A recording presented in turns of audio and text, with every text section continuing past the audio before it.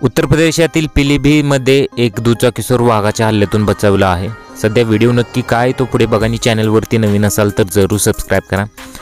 Bike चोराला काही second जरी उशीर झाला असता तर त्याला खूप महागात पडलं असतं।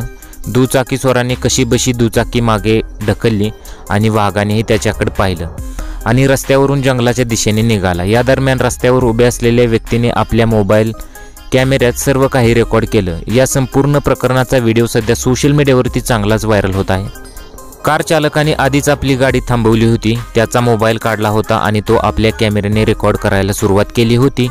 इतक्यातच पाठीमागून एक दुचाकीस्वार आला, ज्याच्या मागे आणखी एक जण बसला होता। दोघेही पटकन वाघाच्या जवळ पोहोचले आणि पटकन त्यांनी बाईक मागे घेतली आणि सुदैवाने वाघाला कळालं नाही। दुचाकी किंवा दुचाकीच्या होणाऱ्या आवाजापासून अनेक प्राणी आकर्षित होतात। काही प्राणी दुचाकीला आपला शत्रू म्हणून त्याच्यावर हल्ला करतात। कदाचित या वाघाने तसं केलं पण असतं।